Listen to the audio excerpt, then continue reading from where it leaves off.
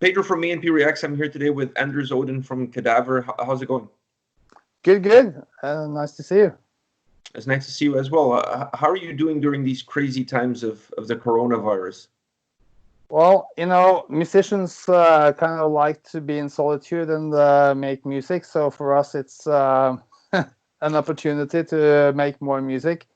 On the serious note, it's Norway has been hit, but not so hard as the rest of the world. But because I'm going still through chemotherapy after my I had cancer surgery earlier this year. So for me, it's perfect that everybody in the whole world is very into, getting people sick around them, because my immune system is actually a little bit lowered. So, but I'm fine. Yeah. It works well for you that everybody has to wash their hands and stay home. Yeah, actually it does. It's when I discovered that the whole world was kind of following my lead, I thought it was a little bit too much. But now we're where we are now. So what can I say? Yeah, we're there. First question I have to ask you after listening to the EP is it safe to say that you still don't give a fuck after all these years? Yeah, it's a little bit, strange to have that sentence out there, because what I really mean is that I don't want people to be pretentious. That's what I really mean with that sentence.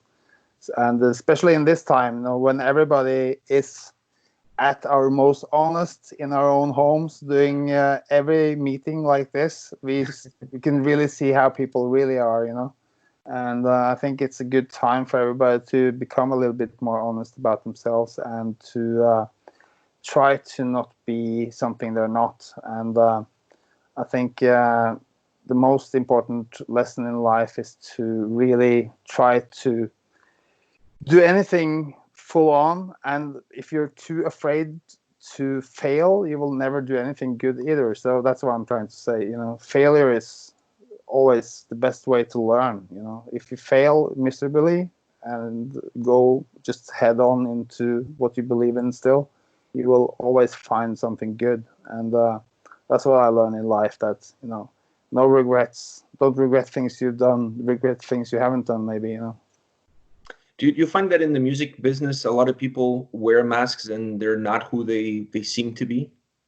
Well, it's been a very traditional way to, try to portray yourself as much cooler and much more mystical than you are in real life. And sometimes, art history should be about mysticism and cool stuff. I'm not saying that it's always bad, but if you really want to say something that is universally something other people can really relate to, you have to be totally honest. And when you're really honest with your lyrics and your music, you find those people who are with you on that stream, and everybody else isn't. But that's kind of what you want to do as an artist. You don't want to please everybody anyway. How can you, and how should you? You should only care about getting the people on board that are in your direction, so to speak. So and if that's a lot of people or not, that's not really up to you. You can't choose your success or whatever you want to call it. I think it's more important to express yourself than to try to get a lot of followers for no reason. So the whole idea of having to suck up to people and do this and that to try to please people, to make people happy and all that stuff, that always fails. I've never seen that really succeed anyway. So I don't know why people try to do that, really. Yeah, a lot of people see that's really how to do stuff, but I don't know why. I don't think in the end you can make other people happy unless you're making yourself happy. No, that's very true. Yeah. It's been a long time since a record. Were you working on music and storing some tracks in a vault for a sunny day? Yes and no. It's kind of people think that musicians have like a lot of demos which are suddenly taken into use, but I actually make demos all the time, and sometimes melodies and riffs and this and that. But rarely those demos come out in full I always try to, be inspired by the moment for some reason, and maybe there's something in there which I use. And I have lots of stuff I will never release. Actually, I have this stream thing now, which is beautiful with the internet sometimes, to just have like whatever stupid things which doesn't really fit a band concept or anything that you just made for no reason and just let it go or whatever. But I'm not hiding tons of demos and thinking this is the most clever thing. In 10 years I will release this. I normally just jam out something on the spot, and if it feels right, especially metal is always very rhythmically driven, so I always need a really good drummer to kick my ass to make some good riffs. So that's really the key for this kind of music, is to have inspiration with someone to fire back and forward. And yeah. Do you feel like it's a more organic process that way versus just working out on it on your own, putting it away? This way, the inspiration is more real. The talk, the music, the lyrics, everything becomes more organic, more real for you when you do it in the spur of the moment. Yeah, no, that's really what I want to do. I realized that that's the only reason why I really wanted to do this in the first place, was to do something with somebody else and to make the music and to be inspired in the moment. And if you can do combination. If when you record things, you can refine it and do all kinds of things with it. But this kind of music, I feel, should be more organic and kicking you in the ass. If it doesn't really do this, there's no real point. It has to have that attention and just grab you. And if it doesn't grab you, it's kind of fizzles out. So it's that's very personal, and that's the whole thing. You need to be inspired, and getting inspired is also a lot of just working and make a lot of riffs. And sometimes you think this is a clever riff, and then drums don't work or lyrics don't work, and you just throw it away.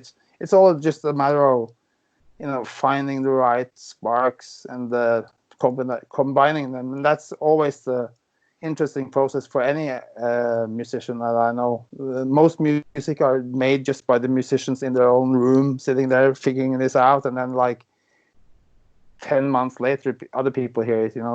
Those moments are what we look for. And you guys announced that you're signing with Nuclear Blast, releasing an EP right away. Was that the idea from the beginning, to once you sign with the label, release an EP to let the fans know that you guys are back? Or did the times that we're living in kind of change the master plan and you guys had to adapt to it? Yeah, it's a combination of those two. Actually, we recorded 13, 14 songs last year on our own pockets. We didn't have a deal at all. We just wanted to see if we could make it a good album and good music together, basically. And then we realized this is fucking awesome, and we need to get it out there somehow. And because we've been in the business a long time, we know all this label guys, so we just sent it to everybody we knew, and Nuclear Blast came up with the best solution. And we had the plan to, if this year was normal, we would have already done 2 festivals, a single and then the album in the summer, and Hellfest and Lock-In and all kinds of things aligned. But now with all this happening, we're like, because records needs to be on vinyl and of course CD and everything, regardless, and metal people still need their things, luckily for us. They need to have something in their hands, some of them at least. And we realized, well, everybody's postponing everything, but hey, wait a moment, somebody's sitting after like 4 or 5 weeks in quarantine thinking, what the fuck, I should have some new music, so let's give them something. So we flipped it around. So we did the EP that was supposed to come after the album, before the album. So the album will be out later this year. But this is we could have done it either way, but we really want to have the album with everything at the same time, so people get their vinyl. So I want my fucking vinyl, I don't Yeah, want to me sit. too. I'm Yeah. I'm definitely one of those old school guys that I'd like to have the hard copy in my hand. I like to Yeah, go through the lyrics, the booklet, everything. yeah, because we worked really hard on that cover art and everything. It's fucking awesome and looks really, really different than the EP too. It's a total different thing. Can't wait to show people this, but I just have to wait like everybody else. But this So is the total metal way for you guys. It's just evolve and react to the situation and keep pushing the music forward. I love that you guys didn't stumble and you just like, okay, fuck it, let's just release the EP now and yeah, go with it. exactly. No, there's no reason to be like, oh no, my master plan fucked up. No, there's back in the day, things were just done on the fly. You did like recording a demo, then the next week the demo was out, and then like suddenly you make an EP or a split 7-inch, and then you do an album. I love that. I think that's really how this scene should be. You shouldn't be like master plans with all this marketing thing. It's sometimes it's actually about the music, and just get the music out there and just wait for those good things, but just switch it around. Yeah. Maybe we'll just record some 4 grindcore songs and just do like a 7-inch. Who knows? Or right now I'm not afraid of this. I think it's being creative is just do whatever you like. And I think that way of thinking actually works better now with the modern day in terms of how people consume music, because people now consume one track at a time on Spotify and all of these streaming services. So if you're constantly putting out one track here, one track there, one EP here, one EP there, it actually works better, in my opinion, with the current Yeah. audience. So it's almost like the current audience works better with the style that was used back in the day versus the modern way of approaching everything in this cookie cutter, like factory process. Oh yeah, no, that's true. Another thing which is interesting now is that because we have all these streaming services and everybody's forced to be like we're now talking on screens.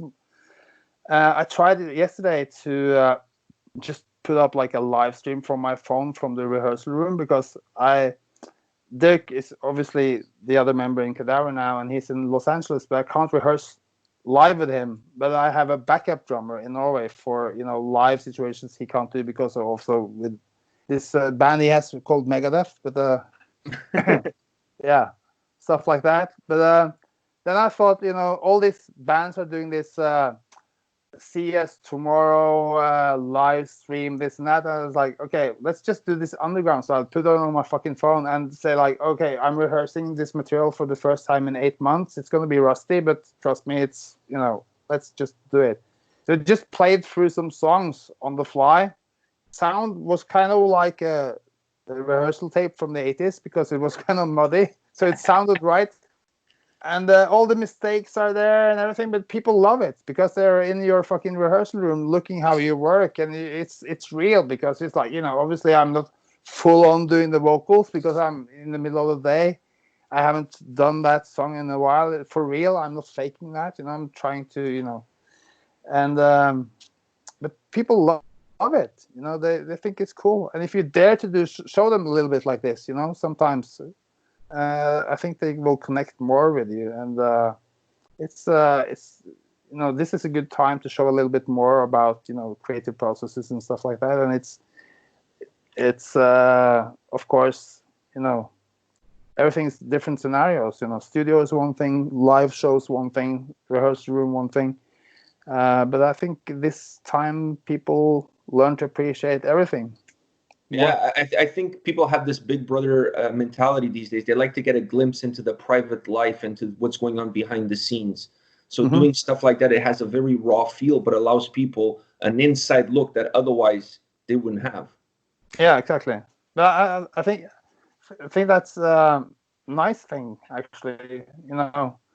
I've been checking out lots of other people's stuff too. Like, did you see that the what I call the SOD members, or Anthrax, they did with Randy from Lamb of God with the Discharge song? Stuff like this would never happen without this stuff, and that's really, really cool. And it's unpretentious. They just they just do it. Yeah, I like that idea. I like that idea too. These 3 songs on the EP, do they give a glimpse into what fans can expect from your full length that's coming out later in the year? Yeah, I mean, when people ask me things like that, I'm always thinking, yes, that's true. But for me, it's like these are 3 songs, and the other thing is 10 other songs. But of course, like when you talk about the framework of intensity and style, of course, yeah, I would say so. But I really like to try to make the songs, the songwriting, a little different from every song, so it's not like I'm following this template. I think the gold standard for me is always going to be, of course, Rain in Blood with Slayer. How they, I will never get there, but everybody has in my generation has this as the gold standard for the perfect record. 10 songs, every song is so different but still the same intensity. And I think we all, since that album came out, we all just tried our best to catch a glimpse of something towards that. And if we are able somehow to to get a little bit in that direction, I think we're really, really happy. and speaking of classics, the moment I saw the cover of the EP, immediately Carcass came to my mind. Like, it was like immediately the moment I saw that cover, and then I see Jeff Walker on the opening track. Was that a must? You had to have him on this EP. Yeah, actually, he's the guy. To me, it's like I had 2 major mentors in my life when it comes to choosing this formal music and stuff. Firstly, it was in Norway with Euronymous and Mayhem, who I grew up with, literally. They were the only extreme band around, and I got to see them and know them when I was 14, and they were like 18, 19. So without them, I wouldn't be, going into that path. But then when Jeff Walker and Carcass showed how, you could do really gritty death metal grindcore from Europe without the slick American productions, and they showed a different path when it came to everything from the music and the cover art and the logos and everything. And then when they, out of all the bands in the world, choose to sign my band to their label, I was like, what the fuck, that was like insane. So they literally opened up the door for me to become a recording artist. So this is the tip of the hat, as they say in England. Mm-hmm. Back to them, because without them I wouldn't be where I am now. And when we recorded most of the album in January 2019, one of the nights off, we went and saw Carcass live in Los Angeles, and it was an insanely good show. And after the show, we had just hang out, and I asked Jeff if he wanted to contribute to this song I was doing in the studio, talking about the new album and everything. And he's like, "Yeah, of course I'll do it," And I just kept that for that. And when I sent him the song, the final track, I was really nervous, like, because it's funny how, he's always going to be my one of my heroes. So, but when he came back, like, this is really good, I was like, whoa, because if he says something to me that, he's like the most honest person in the world to me, with his things. And he's kind of guy jokingly says he never likes anything. But if he really likes something, it's like, okay, he really fucking means it. So that meant a lot. I was like, that was probably enough for me. I could be like, that's it. Jeff that's loves like that winning song. a Grammy. Yeah, actually, it's like Jeff says, okay, that's fine. That's it. And he's a great guy. You got 2 horns up from him. I heard you talk about that. You recorded his vocals on your cell phone when you were at the show. It's crazy the way technology works. There, you're able to do that and then add that onto the track. You don't have to have him at the studio with you. No, but I had a really good idea of what I wanted him to do. So but it's that's another thing. You can just do stuff now. Everything doesn't need to be with this kind of microphone or whatever. It's if you dare, like I said, if you dare to just do stuff and get people on board and not twist too much. Oh, I have to do this and that to be perfect. Well, how can that happen? It's much better if it's spontaneous and real sometimes. Yeah, I think fans connect with that these days a lot more than things that are overly produced. Yeah.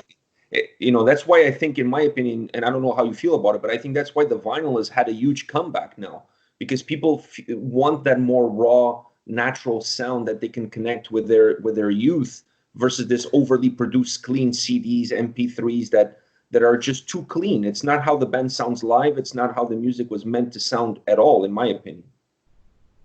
No, another thing actually, which was really important for our recording, is that we decided to record all the drums with the actual drums, not using like samples, or we really wanted that feel and also the flow of recording together without necessarily following click tracks and stuff like this.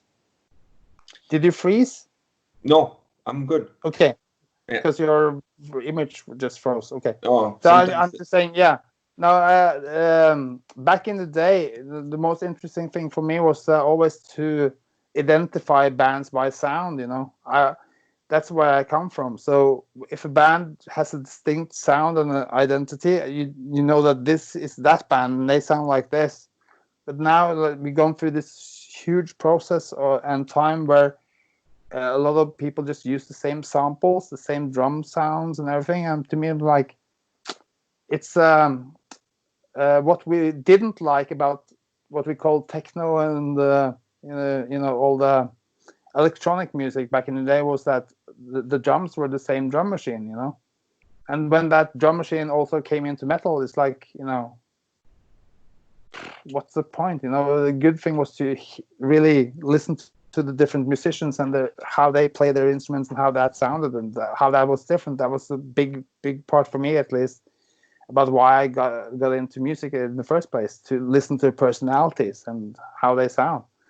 And I think when things are too much into like a framework or a genre, people just think that to be in this genre I have to sound exactly like that sound, or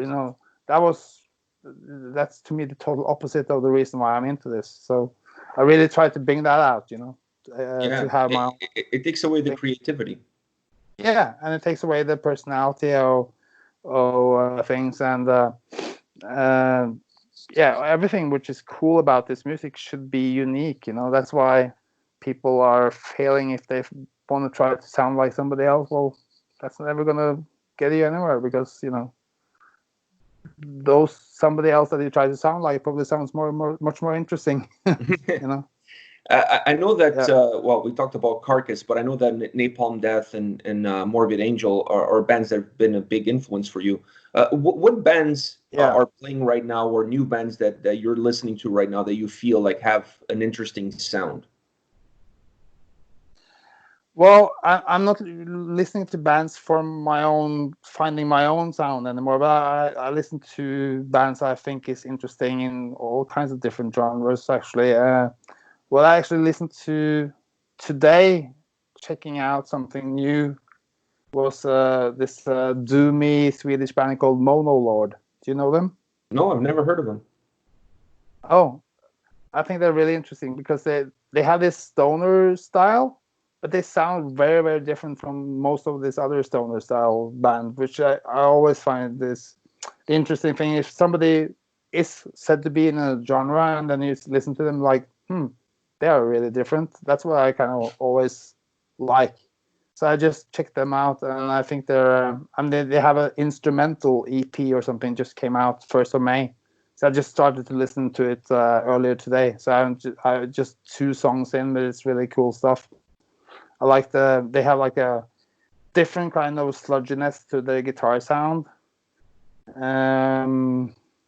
Maybe I'm wrong, but to me it sounds really cool. Just something I picked up today. Well, that's all that matters is how the music impacts you. So yeah. So I was like, couldn't sleep, and then I started to listen to this like 4:30 in the morning. So it was kind of that too, but yeah. Oh, why not? Well, Yeah. Well, just wake up and like go into this crazy doomy instrumental track and like, okay, I can't sleep now either. No, but it's the perfect time of the day to listen to it at like around 4:30 in the morning. It doesn't get much better than that. No, it was that's probably why I really loved it. So I gotta check it out later today to see if it's still that good. Yeah, you need to check it out when the sun is out to see if it holds. If the sun. Yeah, it's like, does it hold water still, or is it just like an insomnia thing? I don't know. I've seen them live. I know the guy a little bit actually. The singer is a really cool guy. Very mellow Swedish guy. Very cool. Well, Anders, thank you very much for your time today to talk about your music. I really appreciate it. All the best of luck with the release later down in the year. I'm sure we'll talk once the album comes out. And stay safe, stay healthy. You too. Thank you very much. Take care. Take care. Bye-bye. Bye.